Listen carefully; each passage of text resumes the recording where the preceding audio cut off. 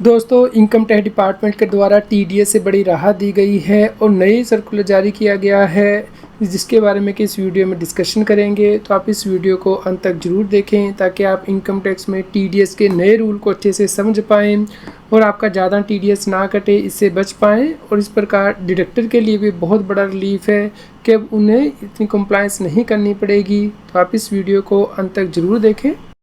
दोस्तों अब CA Satbir Singh YouTube channel पे हाइप की ऑप्शन भी उपलब्ध है। आप अपनी फेवरेट वीडियो को हाइप कर सकते हैं ताकि ज़्यादा से ज़्यादा लोगों तक ये जानकारी पहुंच पाए। तो हमारी वीडियो के नीचे जो कमेंट दिया गया है इस पर आप यहाँ स्क्रॉल करेंगे तो यहाँ पे देखिए हाइप की ऑप्शन दी गई है। दोस्तों आपसे गुजारिश है कि सभी लोग हाइप कर दें वीडियो को ताकि ये सभी लोगों तक पहुँच पाए और वो इनकम टैक्स की कंप्लायंस कर पाएँ। दोस्तों इनकम टैक्स एक्ट के अंतर्गत ये प्रोविज़न दी गई है कि यदि किसी व्यक्ति का पैन आधार से लिंक नहीं है तो उसका पैन इनऑपरेटिव कर दिया जाता है। दोस्तों इसका नतीजा ये होता है कि हाई रेट से टीडीएस काटा जाता है। मान लीजिए आपने बैंक में एफडी कराई हुई है जिसके ऊपर के आपको इंटरेस्ट मिलता है, लेकिन आपने अपने पैन को आधार से लिंक नहीं कराया है तो उस केस में आपका 10% टीडीएस नहीं कटेगा बल्कि 20% टीडीएस काटा जाएगा।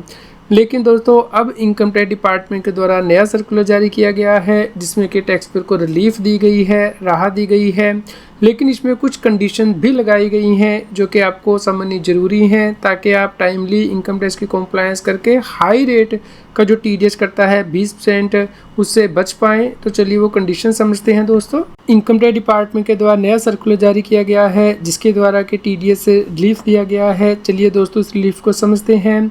दोस्तों पैन को आधार से लिंक करना एक बहुत ही बुरे सपने की तरह था, खास करके डिडक्टर के लिए। जब वो टीडीएस तो काट लेता था लेकिन उसके बाद में पता चलता था कि पैन ही आधार से लिंक नहीं है, पैन इनऑपरेटिव है, तो जिसकी वजह से कि उसके हाई टीडीएस की लायबिलिटी बन जाती थी, जिसकी वजह से कि टैक्स पेयर बहुत ज़्यादा परेशान होते थे, डिडक्टर बहुत ज़्यादा परेशान होते थे कि उन्हें अब हाई रेट से टीडीएस काटना है, लेकिन वो तो पहले ही पेमेंट कर चुके हैं, अब वो टीडीएस कैसे काटेंगे, तो बहुत बड़ी परेशानी थी।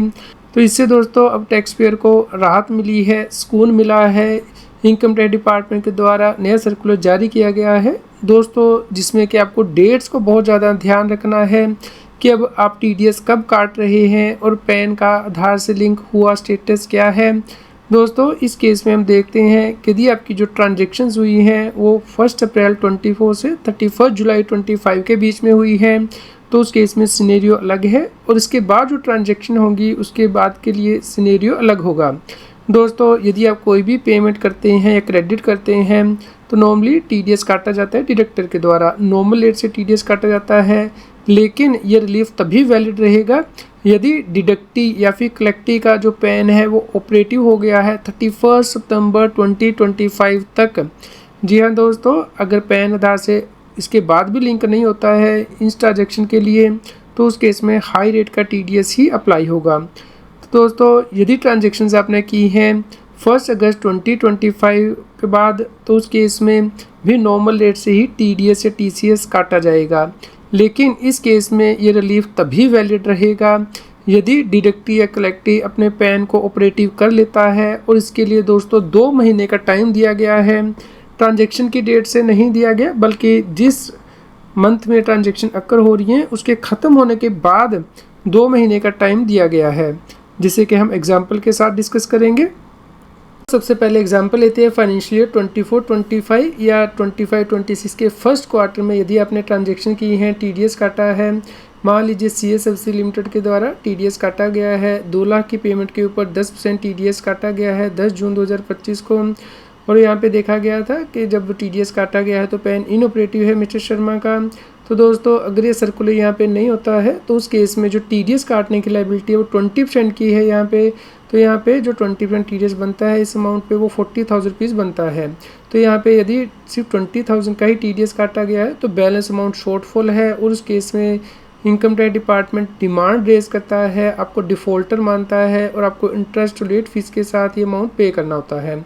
दोस्तों अब क्योंकि सर्कुलर आ चुका है तो सर्कुलर के अकॉर्डिंग अब इस ट्रांजैक्शंस पे आपको 10% ही टीडीएस काटना है, क्योंकि ट्रांजैक्शन 1 अप्रैल 24 से 31 जुलाई 25 के बीच में आ रही है। तो इस केस में कोई पेनल्टी या फिर डिमांड नहीं आपकी बनेगी, लेकिन यहाँ पे आपको इंश्योर करना है कि मिस्टर शर्मा अपने पैन को आधार से लिंक कर ले 30 सितंबर 2025 तक।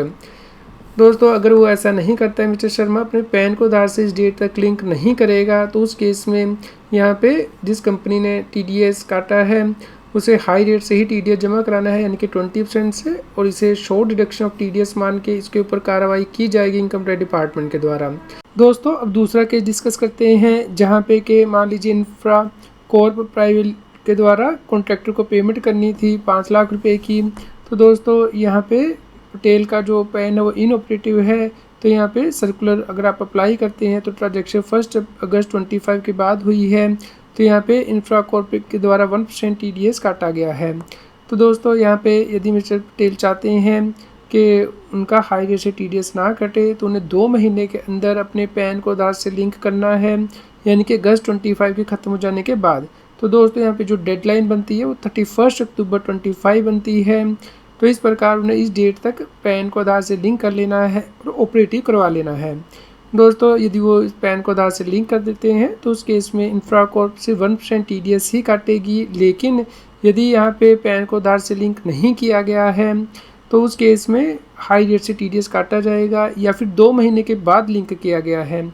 जैसे कि आप यहाँ देख पा रहे हैं, मान लीजिए मिस्टर पटेल इस केस में नवंबर 5 को पैन को आधार से लिंक करते हैं, जबकि 2 महीने की डेडलाइन ऑलरेडी 31 अक्टूबर 25 को ख़त्म हो गई है। तो उस केस में यहाँ पे अब इंफ्रा कॉर्प को 20% TDS काटना होगा, और जो उन्होंने शॉर्टफॉल किया है यानी कि 19% का, उसके ऊपर उन्हें इंटरेस्ट भी पे करना होगा। तो इस प्रकार दोस्तों आपको इंश्योर करना है कि आपको इस कॉम्प्लायंस को करना है ताकि हाई रेट से TDS ना कटे और आपकी इंटरेस्ट की लायबिलिटी ना बने। तो दोस्तों इस केस में की टेक अवे क्या है वो आपको ध्यान रखने हैं। सबसे पहले तो अभी भी आपको ये ज़रूर चेक करना है कि क्या CC का पैन आधार से लिंक है या नहीं। जब भी आप TDS की पेमेंट कर रहे हैं आप इनकम टैक्स के पोर्टल पे से वेरीफाई कर सकते हैं। दूसरा, अगर पैन इनऑपरेटिव आपको लगता है कि हो गया है टैक्स पेयर का डिडक्टी का, तो आप उसे इमीडिएटली इन्फॉर्म कर दीजिए कि वो अपने पैन को आधार से लिंक करा लें, ताकि आपको हाई रेट से TDS काटने की डिमांड ना आए। और दोस्तों यदि आपने पहले ही हाई रेट से TDS पे कर दिया है क्योंकि आपका पैन आधार से लिंक नहीं था, तो उस केस में अभी सर्कुलर का बेनिफिट लेके आप अपनी ट्रांजैक्शंस को रेक्टिफाई करवा सकते हैं, और यदि आपको डिमांड निकली है तो आप उसको नलीफाई करवा सकते हैं। तो आप जल्द से जल्द इसके ऊपर एक्शन लीजिएगा। आप इनकम टैक्स की सर्कुलर को हमारी वेबसाइट taxheal.com से डाउनलोड कर सकते हैं। आप यहाँ पे सर्च में भी डाल सकते हैं, सर्कुलर का नंबर यहाँ सर्च कर सकते हैं, या फिर इसका लिंक मैंने वीडियो के डिस्क्रिप्शन में दे दिया है, वहाँ पे आप क्लिक करके इस सर्कुलर को डाउनलोड कर दीजिएगा और अपनी फाइल में सेव कर लीजिए, ताकि फ्यूचर में जब भी आपको इस सर्कुलर को रेफ़र करना हो तो आप आसानी से इसे रेफ़र कर पाएँ। उम्मीद करते हैं दोस्तों आपके लिए न्यूज़ यूज़फुल रही होगी। रेगुलर अपडेट के लिए आप हमारे व्हाट्सएप चैनल को भी सब्सक्राइब कर लें। QR कोड स्क्रीन पे भी दिया गया है, लिंक कमेंट में पिन किया गया है, ताकि आपको रेगुलर अपडेट आपके मोबाइल पे ही मिलते रहें। इनकम टैक्स की और अधिक जानकारी के लिए आप CS Satbir Singh YouTube channel पे जाके प्लेलिस्ट में जाके टॉपिक वाइज प्लेलिस्ट देख सकते हैं कि इनकम टैक्स में कौन से नए बदलाव हो रहे हैं, जैसे कि इनकम टैक्स अपडेट के अंतर्गत या फिर डायरेक्ट टैक्स कोड के अंतर्गत। रेगुलर टैक्स अपडेट के लिए इस चैनल को सब्सक्राइब करें। आप हमें Telegram app CS Satbir Singh tax heal पे ज्वाइन कर सकते हैं, ताकि आप GST और इनकम टैक्स के रेगुलर अपडेट अपने मोबाइल पर ही प्राप्त कर सकें।